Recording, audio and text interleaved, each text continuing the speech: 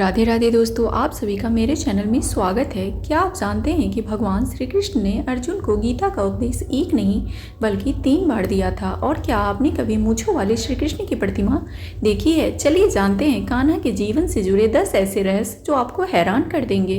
पहला, भगवान श्री कृष्ण के पास 5 विशेष शंख थे। उनका प्रमुख शंख था पांचजन्य, लेकिन इसके अलावा उनके पास 4 और भी शंख थे, देवदत्त, पांडे, अंतविजय और सुघोष। दूसरा, मान्यताओं के अनुसार श्री कृष्ण के पैर हमेशा पृथ्वी से थोड़े ऊपर रहते थे। कहा जाता है कि वो धरती को सीधे नहीं छूते थे क्योंकि वो पूर्णावतार थे। तीसरा, श्री कृष्ण की छवि का वर्णन अभिमन्यु की पत्नी उत्तरा ने किया था, जिसके आधार पर आजकल उसकी तस्वीरें बनाई जाती है।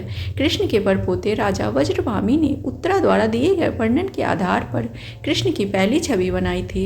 चौथा, श्री कृष्ण ने अर्जुन को गीता का उपदेश 3 बार दिया था। पहली बार कुरुक्षेत्र में, दूसरी बार अर्जुन के भूलने पर और तीसरी बार उड़ती गति मृत्यु के बाद में। पांचवा, भगवान श्री कृष्ण को मूंछों के बिना या बहुत कम मूंछों के साथ दिखाया जाता है, लेकिन चेन्नई के त्रिप्लिकेन पार्थशास्त्री मंदिर में पूजे जाने वाले श्री कृष्ण के पार्थशास्त्री रूप में मूंछें हैं। छठा, राजा श्री कृष्ण की अनन्य प्रेमिका है, लेकिन भागवत पुराण में उनका नाम सीधे सीधे नहीं आता।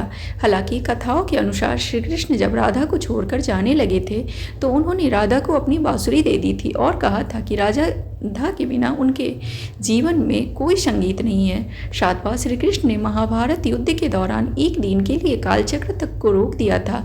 जब जयद्रथ का वध करना था तब सूर्यास्त होने से पहले उन्होंने सूर्य को ढक दिया था।